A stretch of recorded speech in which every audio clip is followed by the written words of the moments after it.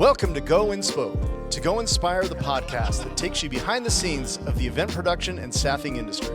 Join hosts Clay, James, and more as they dive into captivating conversations with industry insiders, thought leaders, and trailblazers. Discover what sets apart the successful from the rest and gather practical tips to excel in your own endeavors. Have you ever wanted to work concerts, festivals, or big events? We're GoInspo. Download our app, find us on Instagram, Facebook, YouTube, and Spotify.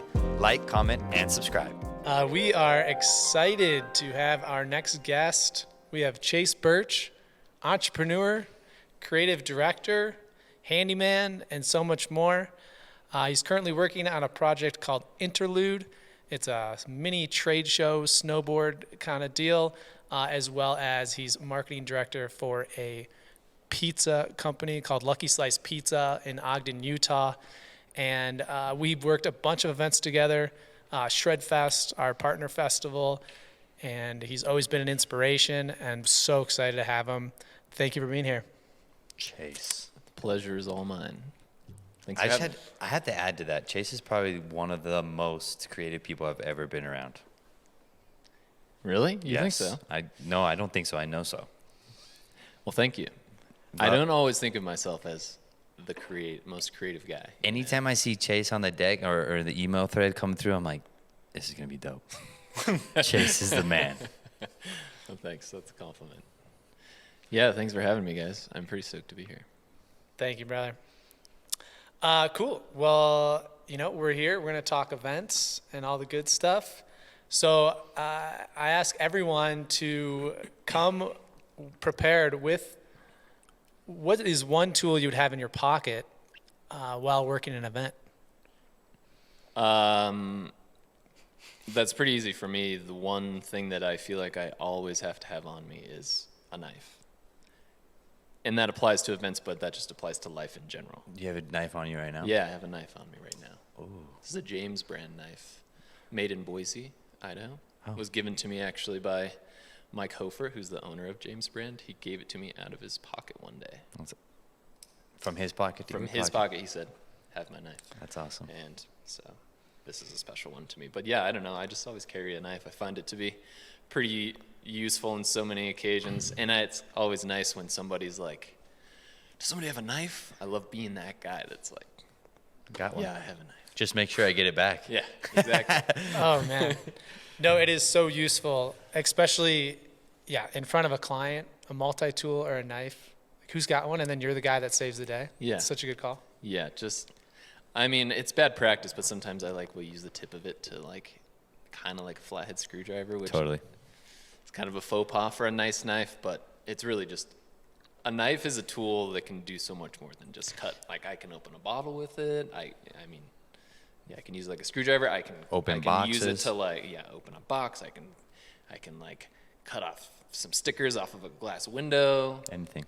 Yeah. I don't know. To add on to that point, actually, it's something that I learned in events from James is always have a knife, box cutter, or multi-tool in your pocket. Yeah. Cool. Thank you for sharing that and bringing it. Sure. Well, of course I brought it. It's always on me. That's true. I do always see him with the knife.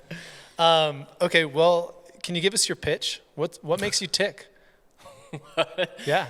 I don't know. What makes me tick? I guess my heart beats. Good answer. Without thinking about it, I don't know. Yeah, How do I answer that question? What makes It could be, business related or, just overall life. What makes you tick? What's your elevator pitch per se? Well, what do you do? What do you like to do? My elevator pitch, I don't have a great elevator pitch because I'm usually not, I don't love talking about myself. I'm more of I like just doing my thing, It's hard to sometimes, it's hard to just talk about it. I'd rather just do it. So I don't have a good elevator pitch because I rarely use it. But what makes me tick is, creating experiences for myself and other people too. Because it's cliche, but life is short. very short. I'll tell you what I feel every time I watch your stories on Instagram. Okay. Creators got to create. And Chase is a creator, and he, like, when you watch his story and he's like, okay, before, and he's doing a bathroom. And it's like, okay, multiple Home Depot runs. Yeah. And then you see the finished project. It's like, dude, this creator's got to create. Let this man create. Let him go. Let him work. Yeah, thank you. I guess I love not having anybody stop me when I'm in my zone, you know. I don't like being told. You're a doer, dude. Yeah, I like to just be able to do, and I don't like to talk about it beforehand. I just like to do it, and then we can talk about it later. But like, that's why I want to do it, is because I want to do it. You know? That's awesome. I want to execute a vision for something, you know. Which I guess I have a dialogue in my own head, like I'm talking to myself inside my own head about it, but like, yeah, a lot of times I don't outwardly express like what I'm doing as much as maybe I should. And when you're working in a team, I think that's really important. When you're like producing events, you like need to communicate a vision to a greater, you know, your team that's helping you execute it, or the client, or people who you're working with. Like, you need everybody to kind of be on the same page for that, with that vision. So in those applications, it is nice to talk about it and kind of share, like what I see and what I believe the purpose of what we're doing is. Yeah. But to your point, I think that resonates well with a lot of people, like under promise, over produce, right? For sure. So last time I'm going to tell you about myself, I'm going to show you I'm going to do a great job. Yeah. Definitely. That's a good point. Cool. Well, you kind of almost tapped into it, and I wanted to ask this, but sometimes I'll be on a call with Chase, and he'll be in a state of flow. And can you explain what a state of flow is, Chase, while you're at home or working or whatever it may be? Yeah. The flow state, I didn't come up with it. It's a concept. I think it was originally brought about by a psychologist. His name is Mikhail Csikszentmihalyi. I don't know what his nationality is, but he has a very interesting name. But he brought about the concept of the flow state, which is basically this state in which we as individuals operate, where you are like fully immersed and engaged both physically and mentally. And like one of the measures of, or one of the signs that you're in the flow state is that time, the concept of time just kind of like falls away, because you're totally absorbed in what you're doing.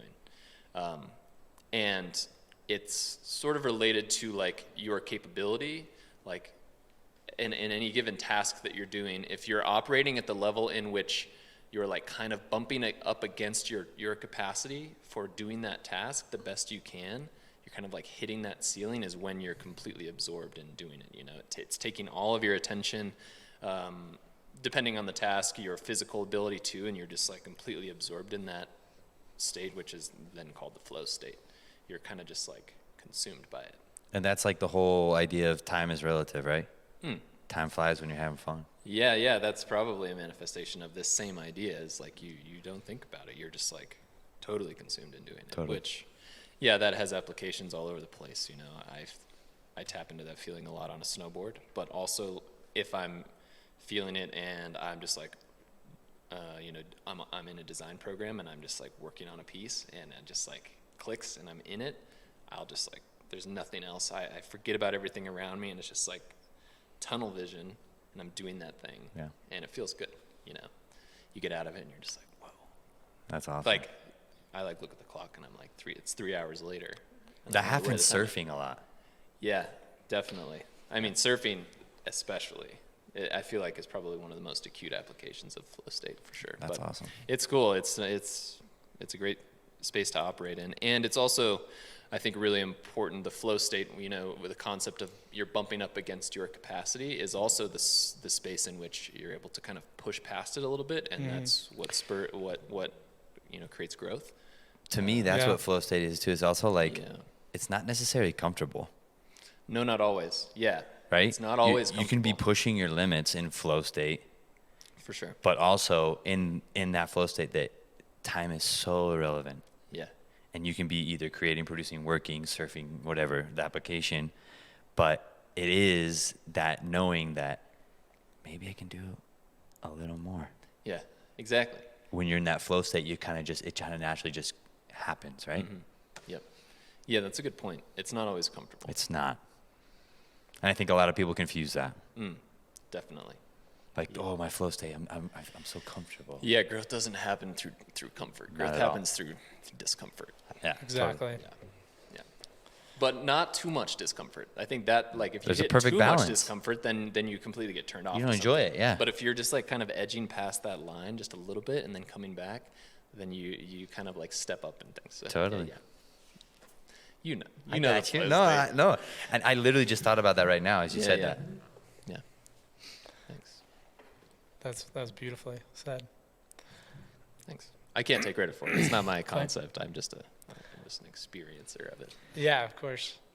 Well, with that, can you explain your morning routine to us? Yeah, sure. My ideal morning is I like to wake up early because I feel like you get like an extra bonus part of your day, Well, of course. an edge over the people who are like sleeping until 9 or 10. You know, Yeah. I've like already got so much done. So I like to get up early, and yeah, it's cliche, but I do love starting my day with a cup of coffee, espresso these days. Moved up? Yeah, we in moved the up in the world? world, and I have a small espresso machine, and so that's nice. It's kind of more of a ritual. So I'll like start with a cup of coffee and then usually read a little bit. But recently, something that I've been doing in the mornings that I've really been enjoying is I like to just wake up and immediately do a chore. Wow. Just one thing, and I never really know what it's gonna be, but I'll just like just wake up, walk out into the kitchen or the living room or whatever, and I just kind of like want to do something. So I'll just like sweep the floor or like empty the dishwasher or you know, I don't know, take out the trash. Just like Right. do one thing to kind of like set the tone for the day. Just like getting something done versus just like walking out and just like laying down on the couch or you know. Do you think that has to do with just your personality type? Like, for example, when you sit down, you're like, okay, today I got to do this.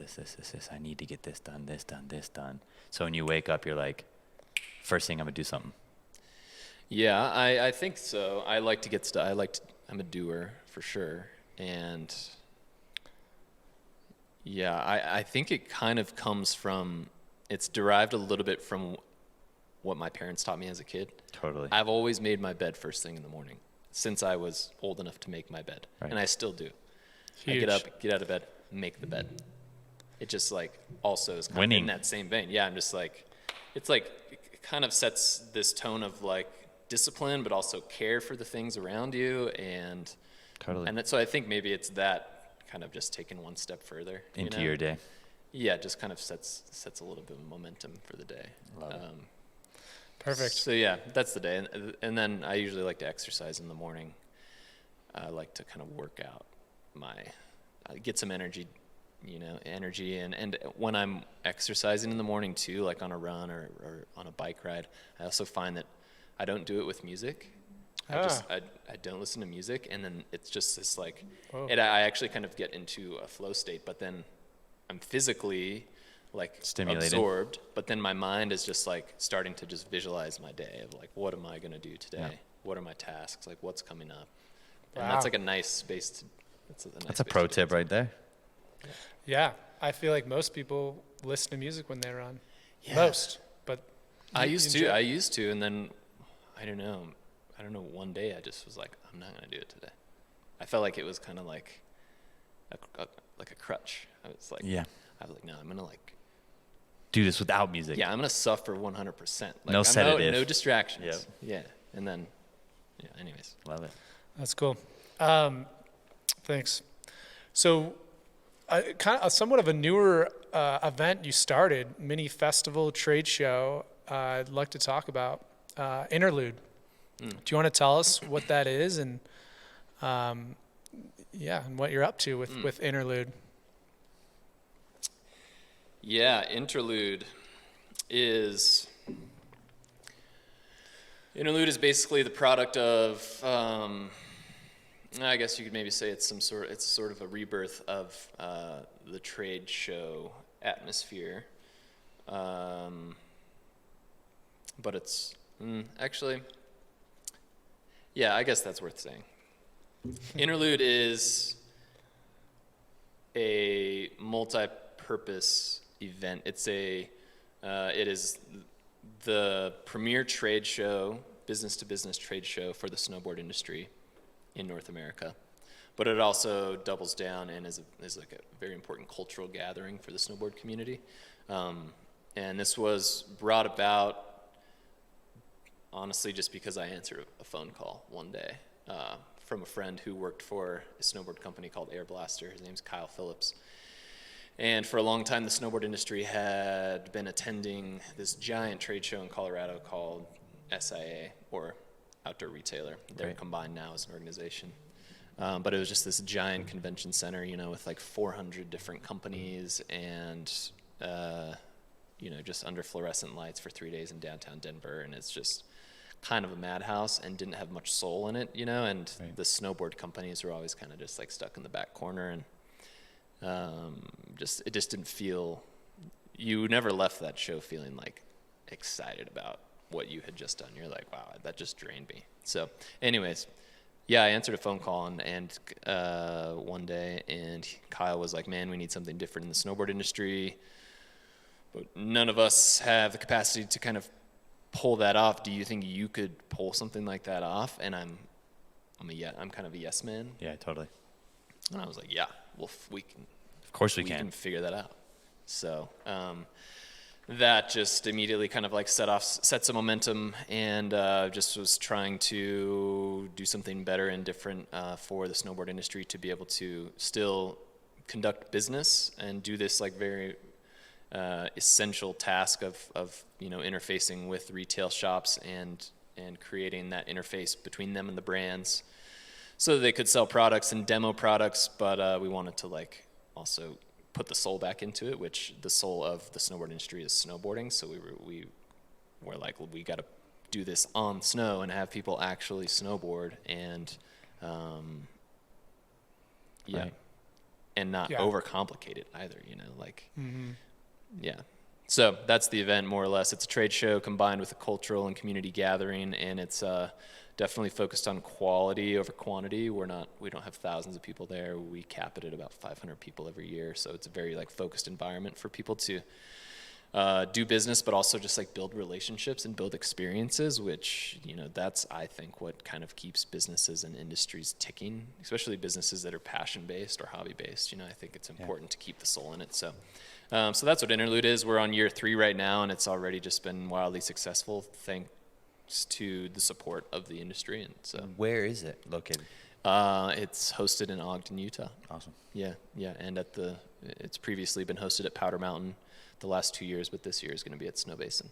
Awesome. So yeah, I'm excited to check it out. Yeah, it's fun, man. It's a great time, and it's the manifestation of a lot of experience, I guess, from event production otherwise, and also I worked as a summer camp director at the snowboard camp for a long time, and I feel like I'm just hosting a summer camp for adults, really. I'm not trying to overcomplicate things, It's just like keep it simple, do it well, and let the magic happen, Repeat. You're going to micromanage the magic. Right. So, I want to chat about our summer camp experience. Okay. Chase was camp director of this camp in Mount Hood, Oregon, a kids camp as well as an adults camp. And it was an incredible experience. We would snowboard, eat food and skateboard and hang out with little kids and create fun activities. And have a lot of great memories. Chase, anything you want to share with that experience? It's kind of like hosting a big event every single day, especially with little kids, rallying them up and getting together. Yeah. Oh man, yeah. Hosting an event is one thing. Then you throw 150 kids in the mix who are away from home and all jacked up and just like psyched to go skateboarding and snowboarding. The energy is just like, it's insane. And you can't like suppress that. You really just have to channel that in the right directions.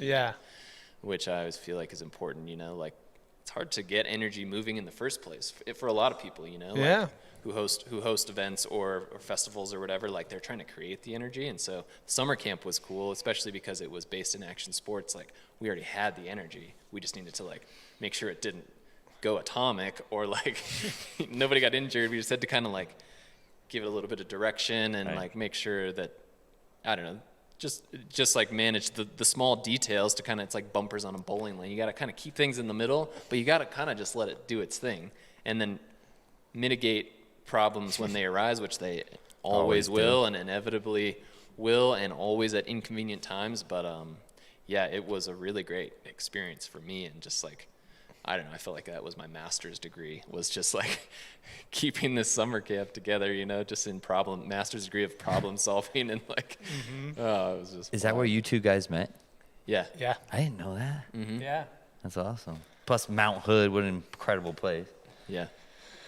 Yeah, James was the adult camp program manager, so he got to just take all the adults out, and they did all the fun stuff. We just had a credit card, and he got to plan like the best week ever, 6 weeks in a row every summer, and just take a group of adults out. While I had to take care of all the kids. Well, I didn't have to, but like that was ultimately what I was responsible for, is managing all these kids through counselors. The counselors really did all the work. My good friend Cody Lee was head counselor, and he probably had the toughest job, you know. The kids are tough, man. Yeah. 150? Yeah, Insane. 150 kids. Yeah. Anyways, it was. How many adults were there? We'd have anywhere from 5 to 30, depending on the session. Wow. We had about 5 sessions a summer. And what's an adult considered 18 and over? Yeah. Correct, yeah. Yeah. You know, they would get coaching early in the mornings, and then they'd have free time to ski or snowboard, and then we'd get back to campus so they could skate, or we'd take them out to eat, or take them into Portland, and maybe even take them out to the coast. But it was really cool just on the logistics side of it. You kind of get an idea of what everyone wanted throughout that week, and kind of make everyone happy. Totally. So it was really cool. We'd go to waterfalls, and you'd have to time everything properly. Otherwise, you know, some folks would be getting tired and whatever it may be. So it was important. And it was nice with Chase being camp director, you know, my best friend, kind of helped letting me go crazy on camp. You know, the biggest thing was retaining them, wanting them to come back. And, you know, we had to really make a good experience for them for that to happen. So I was going to say, what kind of pros came through that camp, out of that camp? Like ski and snowboard pros? Yeah. Basically, any All of ski or snowboard pro in the world who would be there. It was again, like, it was a summer camp, but it was also just a like cultural hub, and it was like the heartbeat of the ski and snowboard industry, which was really special, you know. That's what created a lot of the energy that I. And for those that don't know, like, there's ODP, Olympic Development Programs for Olympic sports. This Mount Hood is like the ODP for extreme sports, winter sports especially. Definitely. So yeah, we would host Olympic teams. Like, I think the Chinese team came over and stayed for a while, and they were like doing their half pipe training and that's sort so of stuff. cool. Then, it's really special, man. And summer camp is just so cool, you know. yeah, I don't know. I hope everybody like at some point got to experience something like a summer camp growing up. It's like so developmental and just like it is important. And I did some scout camps as a kid. I was a Boy Scout, which I loved being a Boy Scout. Honestly, it was so great for me. But I never really went to like the summer camp vibe. So getting to be there as an adult was like was really nice. But it was a lot of work, man. But all good times. Okay. Thank you. Before we get into our famous 4, which is our last questions, anything you want to talk about or have questions or anything you want to bring up? Any pro tips? Yeah. Event advice? Event advice. I guess the one, if I have to offer a piece of advice to anybody producing an event or thinking about producing an event, probably the most useful thing for me over time has just been developing what I would call future vision, like the ability to see what might happen at your, like, if we're using an event, for example. Right. Conceptually, you put the event together, but then being able to visualize the what ifs of the event as it takes place, like your ideal run of show of how the event goes, but also like, what if this happens? What if this happens? Like, being able to visualize that stuff happening in the future, I think is really important, because that allows you to then build systems and backup plans so that you're never caught off guard. Right. And with that future vision, I also think it's important to be able to view it through the lens of not just the event producer, but also view it through the lens of the guest or the client. And that helps you also kind of curate that experience too. You know, like with events, I always put myself in the shoes of the attendee. Like, what is it going to be like to walk in the front door? What do they get out of it? Yeah, how does it feel? Right. What am I gonna like? What are my questions gonna be like when I decide to when I'm hungry? Like, where am I gonna go? Or if I, How do I go to the bathroom? Yeah, exactly. Like, where do I get water? Or if I need to go to the bathroom, like those basic things. But then also like the higher level things that I think it just takes time and experience, like signage, things that kind of like help direct people in certain areas when they like might get to a pinch point and they like don't really know where to go. Like, instead of them being lost, like maybe there's a sign with an arrow that points this way, and you kind of like put yourself in the shoes of the customer and walk through the journey of the festival or the event or whatever it is. And I think that then you take that perspective and use that as the producer to just make the experience as good as you can, so yeah, future vision, I think that's probably the most useful thing for me, is like visualizing it from multiple perspectives and the what ifs of what could happen in the future. Like, and not always bad things, like what could, like is shit gonna hit the fan, like what's gonna happen, but also like the good things too, right. Like visualize that stuff too, because, I think if you focus on bad things happen. But if you focus on good things and like put your energy into bringing those things to life, like that also helps manifest a really good experience for people. So. And for our listeners or viewers, I think something that you hit on is so important, because that marks the difference of just working an event and like being a producer, being part of the team, owning an event, creating an event, is what you said, is thinking the what ifs, putting your shoes in and thinking, what is the guest going to experience? Pinch points, bathrooms, drinks, everything that could go wrong, everything that could go right. When you step outside the box and you look outside in, it's like, okay, now you're not just an employee. Now you're part of the team. Yeah. Mm-hmm. You can make money in doing events. You can own your own event. You can create an event. You can be a producer and make a livelihood out of this. And I think that's the difference of, oh gosh, I have to be here 8 hours and sit here, to I built this, create this, and built this legacy or whatever. Yeah. Yeah, and I think that kind of goes back to what we started out this conversation with when it comes to like communicating your vision to a team of people that you're working with, Mm-hmm. Like you could tell like Tony, whose job is to like take out the trashes at the event, you just tell him to take out the trashes. But if you could also like communicate some of the vision to him, and then that gives him, and then you could empower him to also like just like use your best judgment to make decisions. Right. And if you do something without asking, but you used your best judgment and maybe it wasn't the right thing, at least you tried. Exactly. And that makes the team and the event work a lot better, because then there's not all this chatter on the radio like, hey, there's this sign tipped over, like what should I do? It's like, well, obviously you should use pick your best judgment, pick it back up. So communicating a bigger vision of something to the team is, I think, also really, I think that's a really important.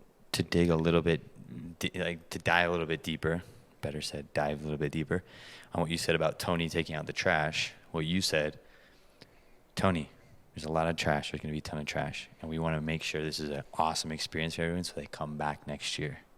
You're in charge. I need you to make sure there's no trash anywhere so it doesn't look nasty, gnarly, or feel that way, so people come back. And so next year, you're the manager of this spot, and you got a job next year again. Yeah. Yeah, that's and creating that empowering. vision and empowering to Tony that, yeah, sure, taking out trash sucks, but why is it important? Yeah, Because the guests have that feeling, right? for sure. Yeah. And I love letting people know that I trust them. If you make good hiring decisions, Right.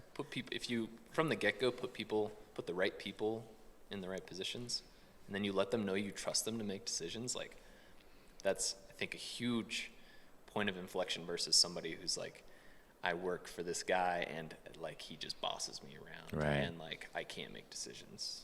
It's always that trust, verify. Yeah, I trust you. Trust. Use your best judgment. Yep. Yeah. Yeah.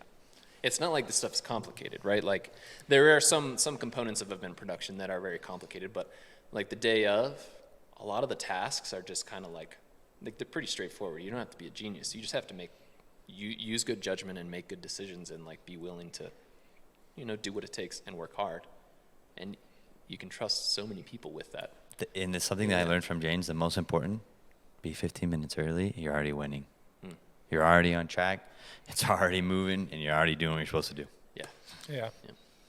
Yeah, and I think with that is, if possible, I know you get on site and you're so ready and excited to get started, but really building that morale and getting everyone in the same room and explain that vision. And that could be any position, anywhere from, our lower end positions to a higher end position. Get everyone excited and noticing that vision, and right then and there, you're kind of starting off on the good foot. So the point is before you start working is let's meet, let's tell everyone, let's have everyone do the walkthrough and not just a few, and then we can go off and do our tasks. So yeah, cool, awesome. Well, with traveling to events, one last question.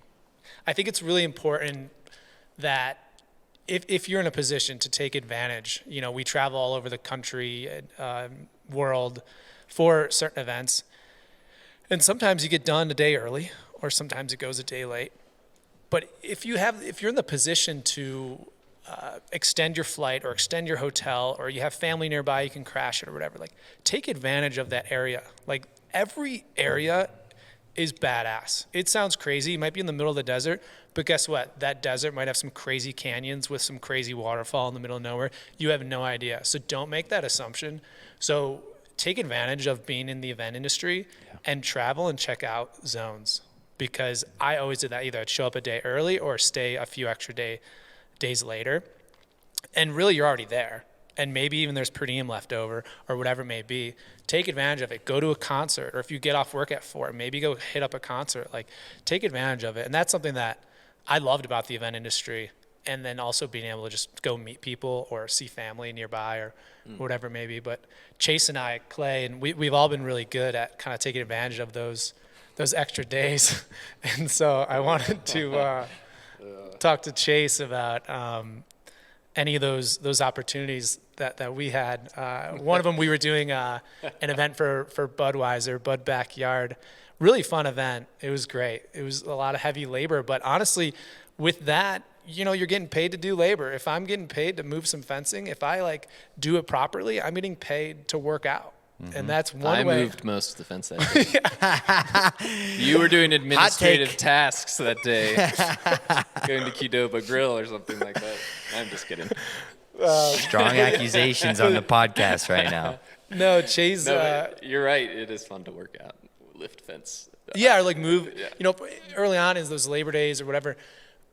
Move sandbags, from here to there. It's like, okay, well, if I do this properly and, use my legs, then this is actually this is a legit squat. Okay, I'm getting paid to work out. This is great. A professional weightlifter. Yeah, so that's kind of the way I looked at it. I mean, you can look at it however way you want, but that's literally the early on days of doing events. I never looked at it as a negative thing. And of course I just, have a lot of passion from the get-go. But anyways, Chase, what are some extra days and what are some adventures that you want to share with us? Okay. I'll share this story, and I'm excited to share Well, which one? I guess we'll find out. This story is one that I love sharing, but I've only told it to a few people, so I'm excited to get this out into the world. Well, I think we're far enough past it now that the statute of limitations kind of prevents us from being prosecuted for what happened. Okay. So we'll talk about it. Yeah. And this Am I involved in this? No. No. not in this one, Clay. great. You would have been a really good accomplice to this stuff. All right. And before, I think Guilty. I think I know where he's going, but this is not something we would do now. This was, younger and understand. There's kind of some benefits of understanding the event world, back a house or what's going on here and there. So Chase will kind of explain that, I think, in this one, and then we'll talk about another one too. But go ahead. I'll tell the story as best I can, and you can chime in if you want to add anything. Have you ever wanted to work concerts, festivals, or big events? We're GoInspo. Download our app, find us on Instagram, Facebook, YouTube, and Spotify. Like, comment, and subscribe. Okay, so excited. I'll try to tell it relatively Yeah. abridged for the sake of time. Okay, so we were in Albany, New York, working, right? Albany? Yeah. Working a Budweiser event. And just like James was saying, we had a few extra days. Well, we extended our flight and had a little bit of per diem left, and we were like, all right, how can we maximize our time in Albany, New York? And we started looking around, and we realized we were pretty close to Niagara Falls. And Toronto. we also realized that there was a Jay-Z Beyonce concert happening, in between where we were at and Niagara Falls. And we had 36 hours. So we were like, all right, the event's done. Let's go check out this concert. I don't know, Jay-Z and Beyonce is a bucket list thing. You should probably see it once in your life if you can. Right. So we are driving the car over there. It's just totally sold out. Can't even scalp tickets, totally sold out. And so we're like, well, let's just walk around and see if we can scalp tickets. There's got to be someone. Nobody's scalping tickets. So we're just basically outside of this arena, which is the Buffalo Bills stadium or something. And we're just walking around the outside and just getting shut down. No way to find tickets, nothing. And then we both kind of you kind of instigated it, but I was like, yeah. We were like, I bet we could probably go around back of house and see. We can, maybe there's a way in. We work events. Yeah, exactly. We know the way that these things work, So here's what happens. We start walking around, and we start walking around the stadium, and then sure enough, we get to the point where it's all the tour buses and all the production and stuff like that. And so we're like, let's try to get in here.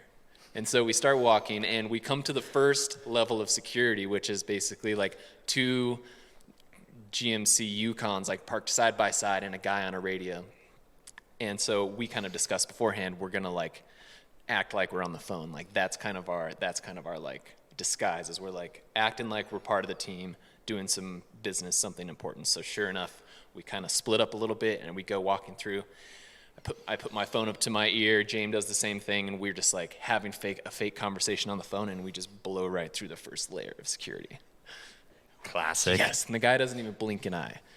So we're just cruising, and then we approach a second one. Great. Same thing. Phone up to the ear, pretending like we're doing something. He says something. I'm pretty sure he says something to me, and I just look at him, and I just give him one of these. I give him a thumbs up, and he's just like, okay, come on through. So boom, we're in past second layer of security, but then we're kind of in, we're kind of scared. Butterflies. Yeah. We're hear the okay, music, the ground's thumping, going through the tunnel. Yeah. Almost. Are we in the tunnel yet? Not quite yet. Well, the one thing we did before then is I think we got past those two layers of security, and then we were like, I think we need a better alibi. And so we saw this building over to the right, and we're like, maybe we can find a cart to push or something that just makes us look more legit. And we were like, okay, let's go. And so we open up this, we go to this building, open up the door, flip on the lights, and it's basically the practice facility for the Buffalo Bills. There's nothing in there to push, but there's some jerseys hanging on the wall and some sports equipment. But we're just looking for a cart or something, and we find nothing, and we're like, damn it, okay. Well, this is pretty cool in here anyways. We just left. And so then we went to the third. So we're just all right, well, we're already this far in, we're going to see how far we can go. And so we walk. Well, there's no turning back at this point. Yeah, there's no turning back. So we walk, and then I just remember this one specific moment.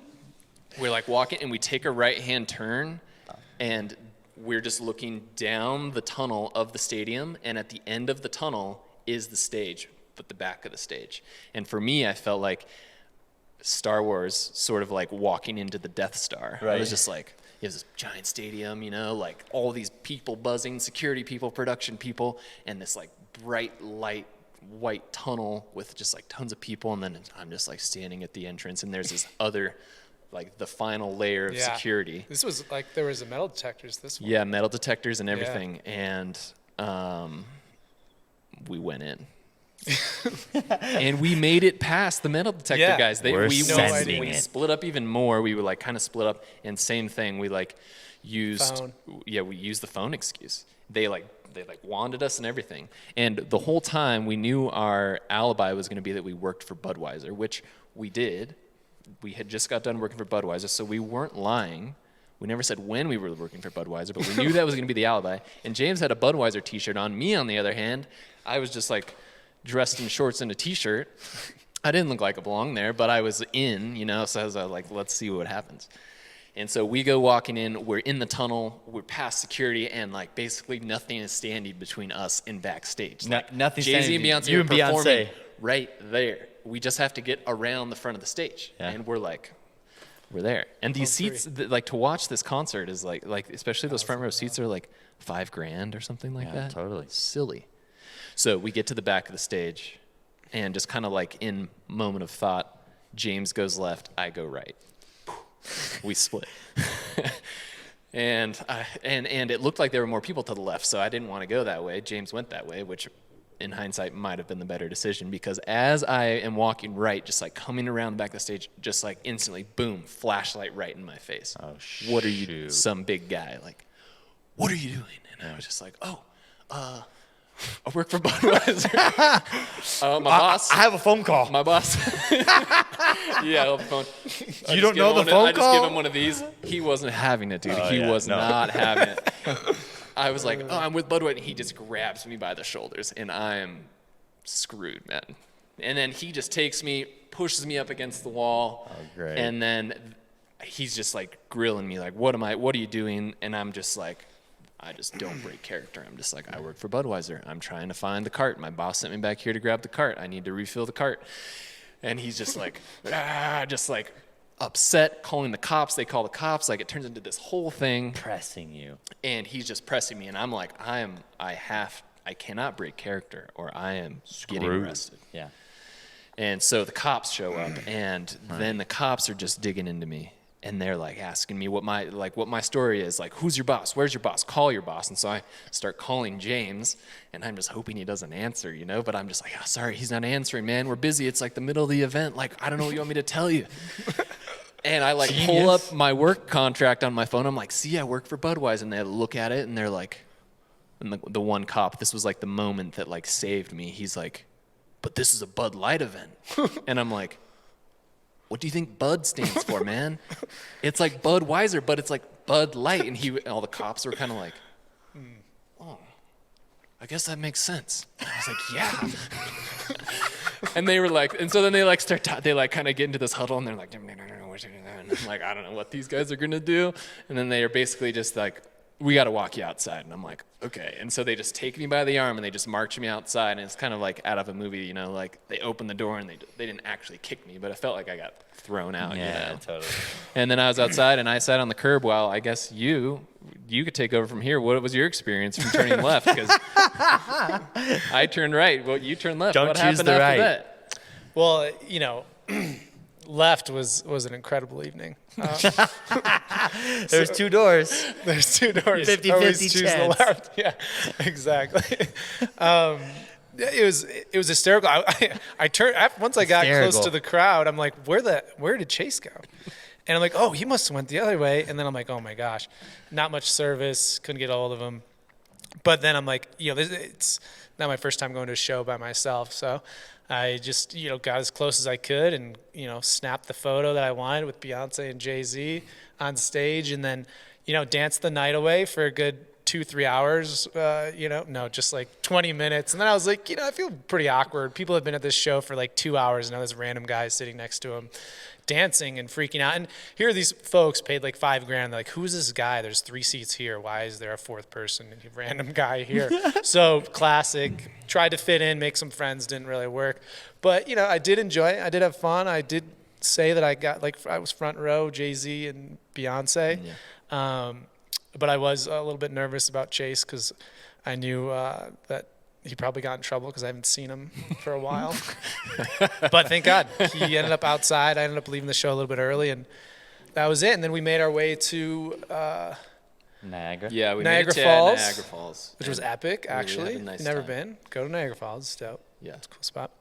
And but the Yep. finish up to that is at the airport the next day. We like saw on the TV at the airport that somebody had got arrested for trying to like sneak into the Jay-Z Oh, Beyonce yeah. set. But it wasn't us. It wasn't Somebody else tried. Of course and they it got wasn't. caught. Because But we Bud didn't get caught. Light is Bud Your Wiser. contract saved Yeah, you. man, come on. Don't you know?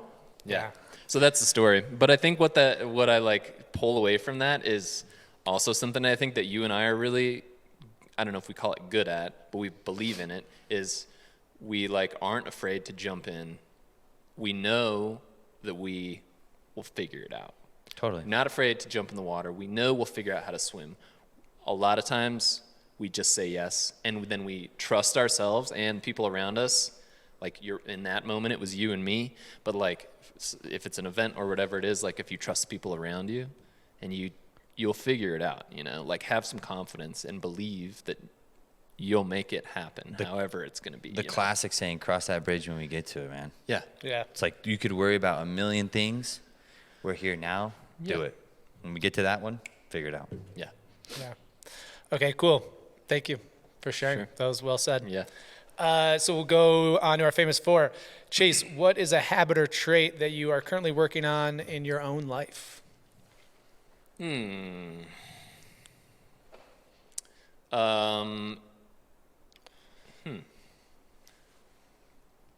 There's so many things always changing.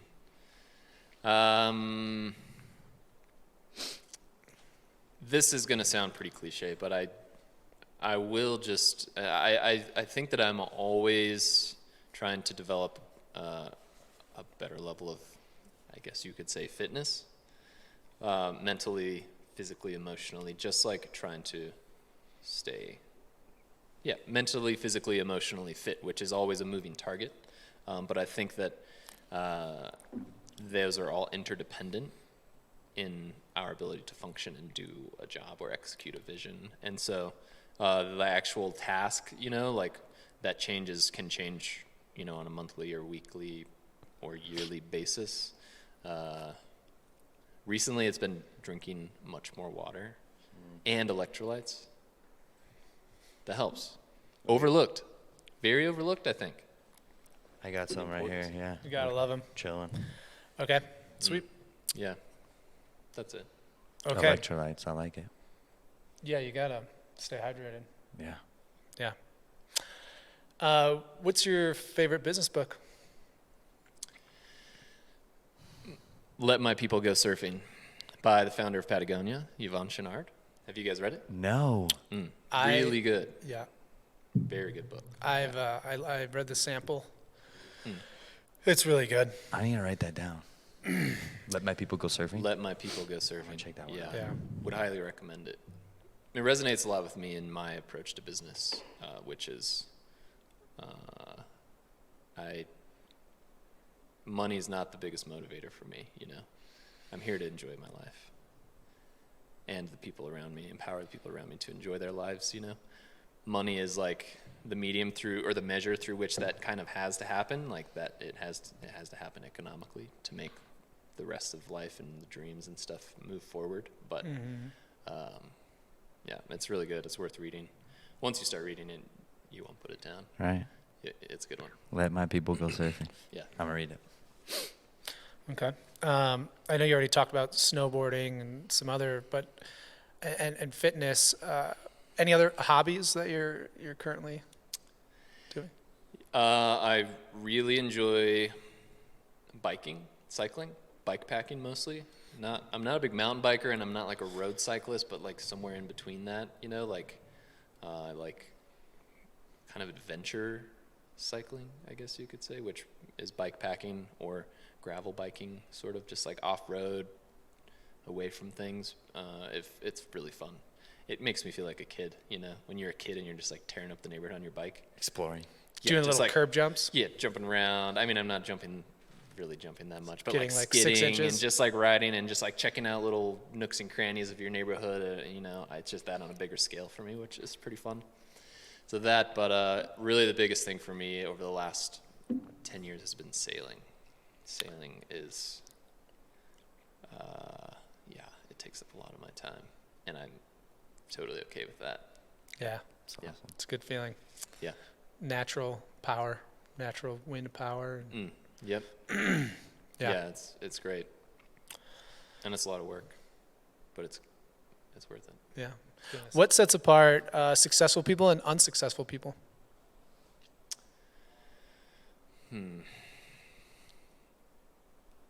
Being okay with trying and failing, I think. Huge.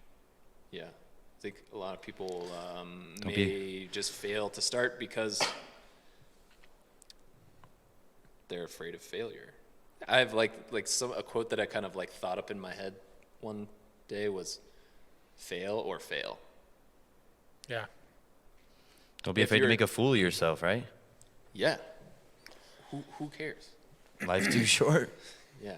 Yeah. I think you have to be okay with failure because failure is like applied learning, right? That's like, it's a metric for 100%. whether or not you're doing what you're doing, how it should maybe be done. So what? Nobody's nobody's really judging you, and if somebody is judging you, like that's on them. Not on you. Not on you. Yeah. So don't be afraid to just start, to just jump in, just say yes, and then like, just start putting one foot in front of the other. Start walking through the levels of security, Right. Just walk towards something. Just like get some momentum. Yeah. That's why I really like extreme sports. Because, take the application of wake surfing, right? Just kind of jump in the water and like people could tell you, keep your right foot, left foot, dig your heel in, wait for the boat to pull you, keep your ears, but like you have to do it.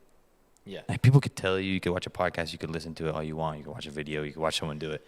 But until you jump in the water with a life vest on and the board and the rope and you try, you're never going to learn. Yeah. Yeah. Yeah. It's like the analogy of astronomers and astronauts. The astronomer spends his whole life just looking at the sky. Oh. Right.